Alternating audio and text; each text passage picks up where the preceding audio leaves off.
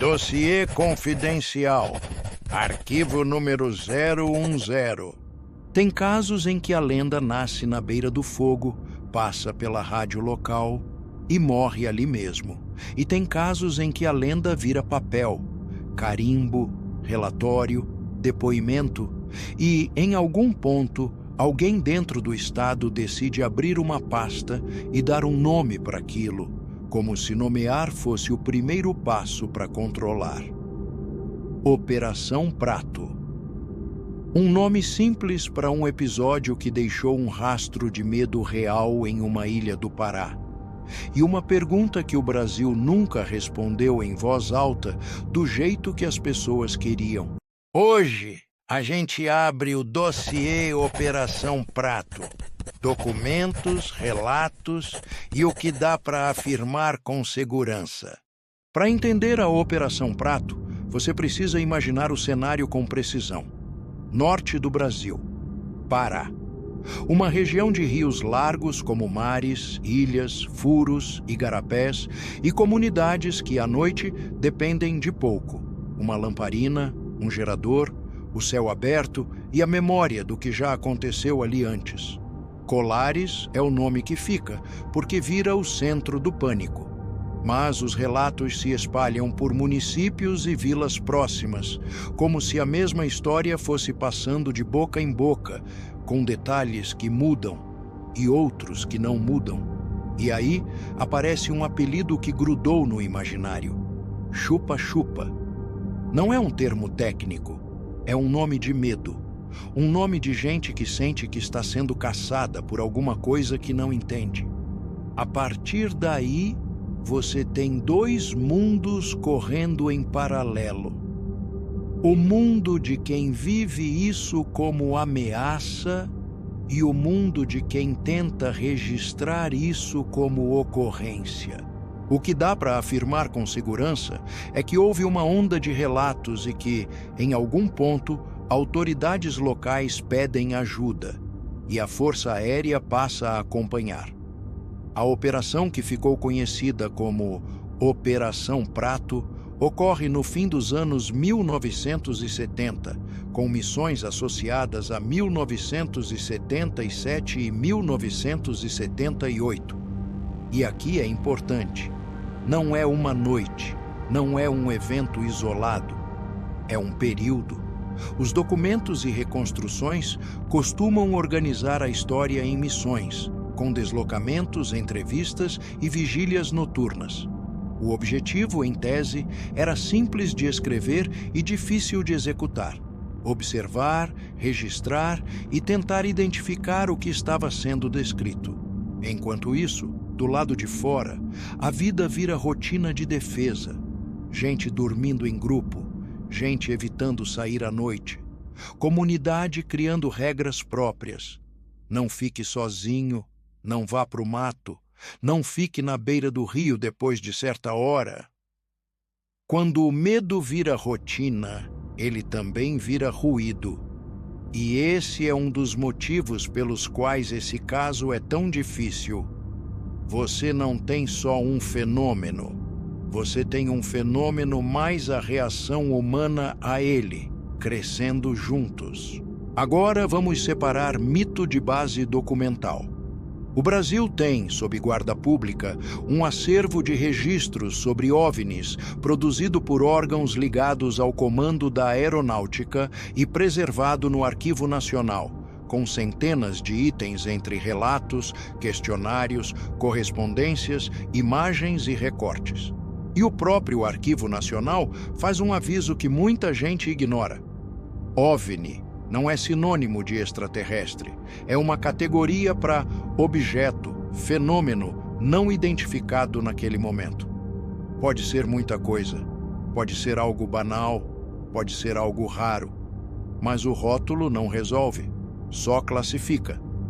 Dentro dessa lógica, a Operação Prato aparece como um conjunto de documentos ligados a uma investigação militar sobre relatos no Pará.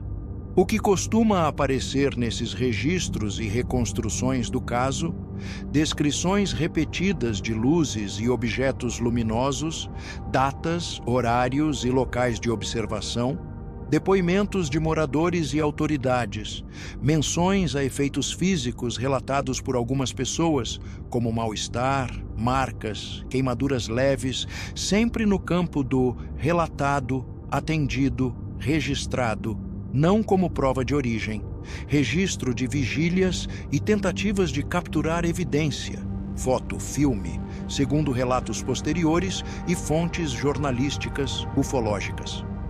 Isso é o esqueleto, a confirmação de que houve registro, movimentação e tentativa de documentação. O que não existe de forma pública e incontestável é o fechamento perfeito do caso num laudo que diga foi X. A pasta existe, mas o veredito, quando existe, é nebuloso ou não satisfaz o público. Agora entra a parte mais delicada: relato humano. Há depoimentos descrevendo luzes que se aproximavam, às vezes silenciosas, às vezes com movimentos estranhos. E, junto desses relatos, a narrativa de um raio ou foco de luz que atingiria alguém, gerando susto, fraqueza, sensação de paralisia, tontura e marcas. O detalhe investigativo aqui é o padrão social que se forma. O medo aumenta à noite. As histórias ganham termos próprios. A comunidade cria comportamentos de defesa e o relato vira também um mapa. As pessoas passam a apontar rotas, horários, pontos do céu, lugares onde acontece mais. Se você já investigou qualquer pânico coletivo real, sabe, isso não prova que o fenômeno é inventado. Prova que o medo tem dinâmica e que ele tanto pode nascer de um erro de interpretação quanto de algo real que ninguém consegue explicar. E aí vem o ponto mais incômodo. Mesmo quando existe atendimento médico e descrição de sintomas, isso não fecha a causa. Sintoma não é assinatura de origem. É só o registro do que o corpo apresentou e do que a pessoa acredita que causou aquilo. Esse dossiê ganha outra camada quando aparece o nome de um militar que, anos depois, fala publicamente sobre o tema.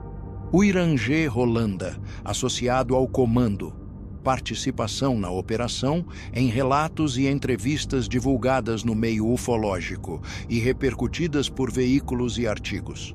Isso muda o peso narrativo porque não é um boato de bar. É alguém que diz ter estado lá, que descreve procedimentos, que fala de vigílias e que afirma que aquilo não era só imaginação. Só que, como investigador, você precisa segurar duas ideias ao mesmo tempo.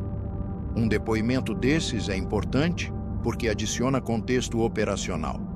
Ele não substitui uma evidência independente e verificável. Testemunho é uma peça. Documento é outra peça. E prova física replicável é outra coisa, a mais rara. Quando o público mistura tudo, nasce a frase perigosa. Se um militar falou, então é verdade. Na prática, o que isso significa é: vale investigar com seriedade. Então vamos fechar do jeito certo, com o que é sólido e com o que é só possibilidade. Dá para afirmar com segurança. Houve uma onda de relatos de luzes, objetos não identificados no Pará, no fim dos anos 1970, com pânico local e cobertura que repercutiu. Houve sim ação de investigação e produção de registros associada à aeronáutica, com documentação preservada em acervos públicos sobre OVNIs. OVNI, no contexto oficial, é categoria de não identificação, não prova de alienígena. As missões não produziram publicamente um veredito simples que encerrasse o assunto de forma definitiva para a população. O que não dá para afirmar com segurança e é aí que muita gente força, que era tecnologia extraterrestre, que havia extração de sangue, como fato comprovado e padronizado, que existe uma evidência pública final, uma foto, filme incontestável, que resolva o caso sozinha. O que existe é um dossiê com camadas, um fenômeno, seja lá qual for, um medo social real, uma investigação oficial real e um resto, que até hoje escapa. E esse resto é o motivo pelo qual Operação Prato continua viva. Porque, em vez de virar uma resposta, virou uma pasta. Veredito do dossiê número 010. Arquivo número 010 encerrado. Se você quer abrir o dossiê número 011 comigo, se inscreve. E comenta aqui embaixo. Qual parte da Operação Prato você acha que foi mal interpretada? E qual parte você acha que continua sem explicação até hoje?